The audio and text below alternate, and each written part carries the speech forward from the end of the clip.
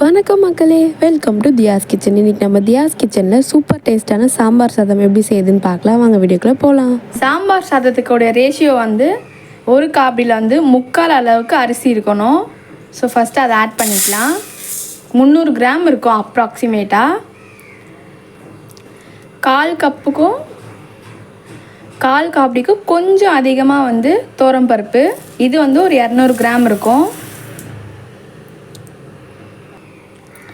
இப்போ நம்ம இதை தண்ணி ஊற்றி நல்லா வாஷ் பண்ணி எடுத்துக்கலாம்.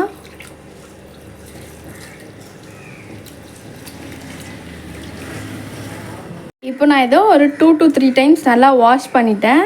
இப்போ குடிக்கிற தண்ணியில் ஒரு 1/2 hour ஊற வச்சுருக்கேன்.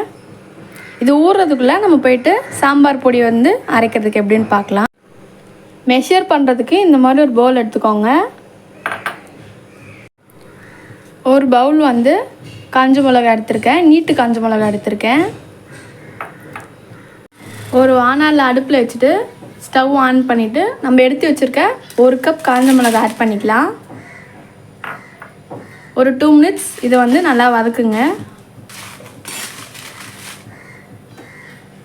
இது கூடவே 1 கப் தனியா, ரெண்டுத்தையும் நல்லா ரோஸ்ட் பண்ணிக்கலாம்.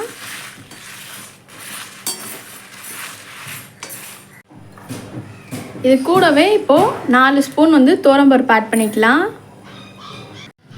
இது கூடவே வந்து 4 ஸ்பூன் வந்து கடலைப்பருப்பு ஆட் பண்ணிக்கலாம்.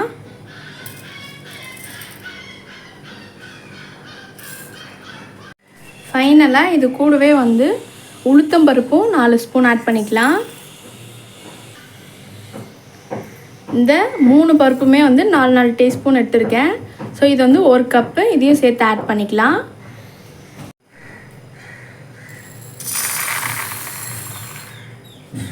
இப்போது நல்லா வந்து ஃப்ரை பண்ணிக்கலாம்.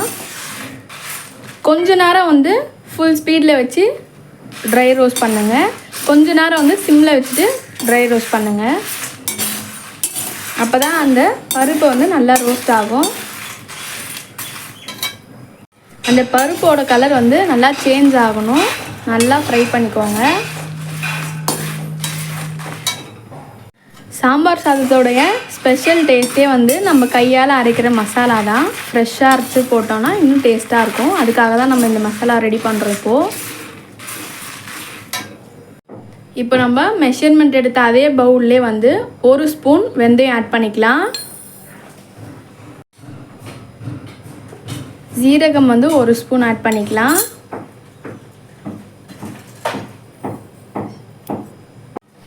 மிளகு 1 ஸ்பூன். இப்போ இதை இதில் போட்டுடலாம். ஸோ இப்போ இது 3த்தையும் சேர்த்து நல்லா ஃப்ரை பண்ணிக்கலாம். உங்களுக்கு ஃப்ரை பண்ணும் போதே அதோடய ஸ்மெல், பருப்போட ஸ்மெல்லாம் வரும். ஸோ அது நல்லா வதங்கிடுச்சுன்னா நல்லா ஸ்மெல் தரும் ரோஸ்ட் ஆனதுனால. இது கூடவே ஒரு கொத்து கருவேப்பிலை ஆட் பண்ணிக்கலாம். கருவேப்பிலை வந்து ஒரு 2 to 3 minutes நல்லா ரோஸ்ட் ஆகட்டும். இந்த ஸ்டேஜில் 1 ஸ்பூன் மஞ்சள் ஆட் பண்ணிக்கலாம். மஞ்சள் போட்ட உடனே ஆஃப் பண்ணிவிடுங்க, ஏன்னா அப்புறம் மஞ்சள் வந்து கருகிடும்.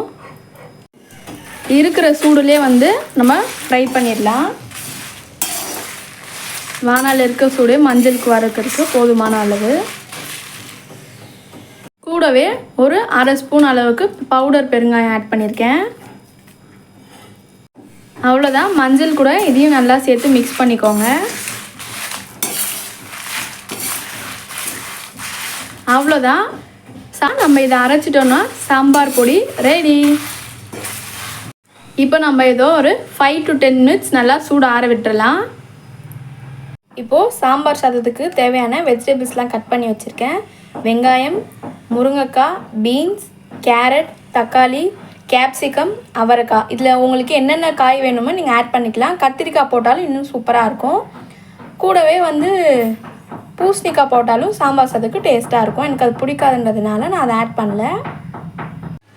இப்போ நம்ம ஊற வச்சுருக்க அரிசியும் பருப்பையும் வந்து குக்கரில் ஆட் பண்ணிக்கலாம்.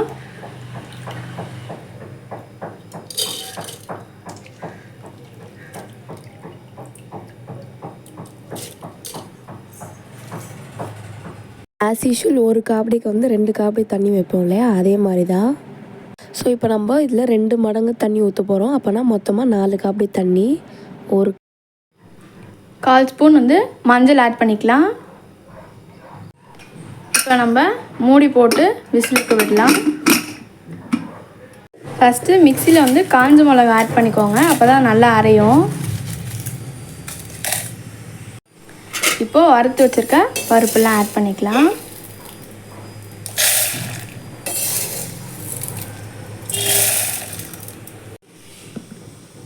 ஸ்மெல்லு வேறு மாதிரி இருக்குது. நம்ம இது எல்லாமே ஃப்ரெஷ்ஷாக வந்து வறுத்து அரைச்சதுனால அரோமா டேஸ்ட்டாக இருக்கும். பாருங்கள், இந்த மாதிரி நைஸாக அரைச்சி எடுத்துக்கோங்க. ஸ்மெல் சூப்பராக இருக்குது. இப்போ ஒரு வானல் எடுத்து வச்சு ஹீட் பண்ணிவிட்டு 2 டேபிள் ஸ்பூன் ஆயில் ஆட் பண்ணிக்கலாம்.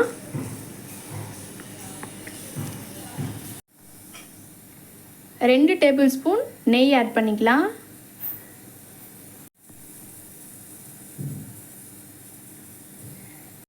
இப்போது எண்ணெயும் நெய்யும் நல்லா உருகிடுச்சு. ஸோ இப்போ நம்ம இதில் வந்து காஞ்ச மிளகா ஒரு 2 நான் கிள்ளி போட்டிருக்கேன். கூடவே கடுகு 1/2 ஸ்பூன். கடுகு பொரிஞ்சதும் 1/4 டீஸ்பூன் வந்து வெந்தயம் ஆட் பண்ணிக்கோங்க. கூடவே ஒரு கைப்பிடி அளவுக்கு கருவேப்பிலை.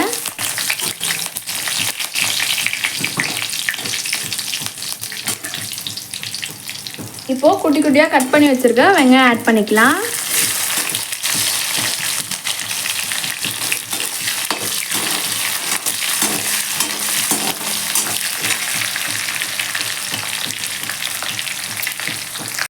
வெங்காயம் கூடவே நம்ம வந்து எண்ணெயிலே முருங்கைக்காவையும் போட்டு வதக்கி விட்டுடலாம்.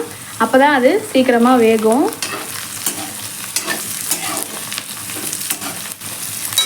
நம்ம இது கூடவே வந்து நம்ம கட் பண்ணி வச்சுருக்க ஒவ்வொரு வெஜிடபிள்ஸை ஆட் பண்ணிக்கலாம்.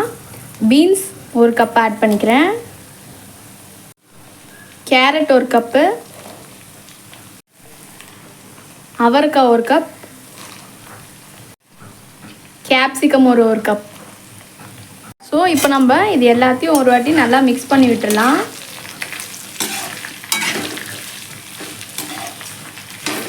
வெஜிடபிள்ஸ்லாம் ஒரு 2 to 3 மினிட்ஸ் நல்லா வதங்கினதுக்கப்புறம் தக்காளி ஆட் பண்ணிக்கலாம்.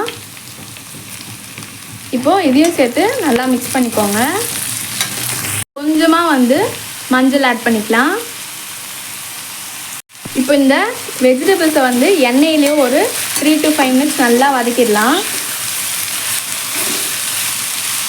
நம்ம ஒரு கிளாஸ் தண்ணி ஆட் பண்ணிக்கலாம். இப்போது இந்த தண்ணியில் வந்து காய் ஒரு 8லேருந்து ஒரு 10 நிமிஷம் நல்லா வேகட்டும். நான் வந்து 3 விசில் விட்டு எடுத்திருக்கேன். அரிசியும் பருப்பும் நல்லா வெந்திருக்கு. ஒரு மீடியம் சைஸ் எலுமிச்சை அளவுக்கு புளி எடுத்து தண்ணியில் ஊற வச்சுருக்கேன். இப்போ இதை புளி தண்ணியை கரைச்சி எடுத்துக்கலாம்.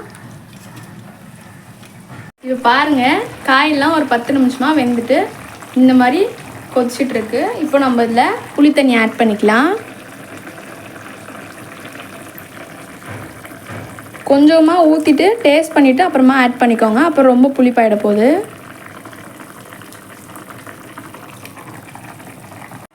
இப்போ இது கூடவே நம்ம அரைச்சி வச்சுருக்க மசாலா 1 ஸ்பூன் ஆட் பண்ணிக்கலாம். தேவையான அளவுக்கு உப்பு. இப்போ நம்ம இதை நல்லா மிக்ஸ் பண்ணிடலாம்.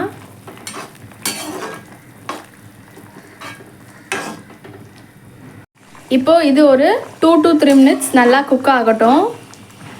நல்லா கொதி வரட்டும்.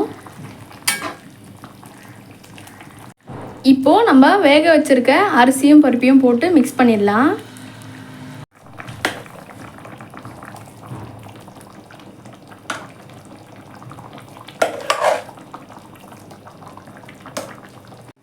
இப்போ நம்ம இதை நல்லா மிக்ஸ் பண்ணணும். நம்ம ரெடி பண்ணி வச்சுருக்க கிரேவி கூட இந்த ரைஸ் நல்லா மிக்ஸ் ஆகணும்.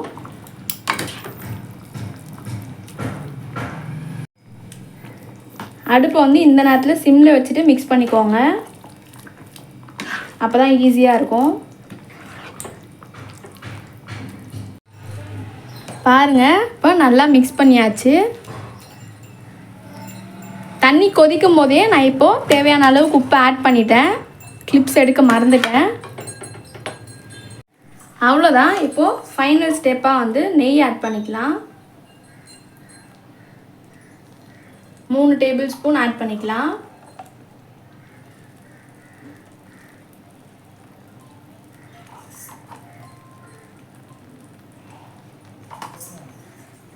இப்போது அதை நல்லா மிக்ஸ் பண்ணி விட்டுடலாம். கீழே மேலே எல்லாத்துலேயும் நல்லா மிக்ஸ் பண்ணுங்கள். அப்போ தான் அந்த நெய்யோட ஃப்ளேவர் நல்லாயிருக்கும். பார்க்கவே சூப்பராக இருக்குது. மேலே கொஞ்சோண்டு கொத்தமல்லி ஆட் பண்ணிவிட்டு இறக்கிடலாம். சூடான டேஸ்டான சாம்பார் சாதம் ரெடி. சூடான டேஸ்டான சாம்பார் சாதம் ரெடி. சாம்பார் சாதத்துக்கு எப்பவுமே உருளைக்கிழங்கு பொரியல், வாழைக்காய் வறுவல்லாம் சூப்பராக இருக்கும். இன்றைக்கி நான் வந்து பொட்டேட்டோ சிப்ஸோடு சர்வ் பண்ணுறேன். ரெண்டுமே சூப்பர் காம்பினேஷனாக இருக்கும். குக்கிங் இஸ் ஆர்ட்டுங்க. கொஞ்சம் லவ்வோடு சமைங்க. டாடா பாய்.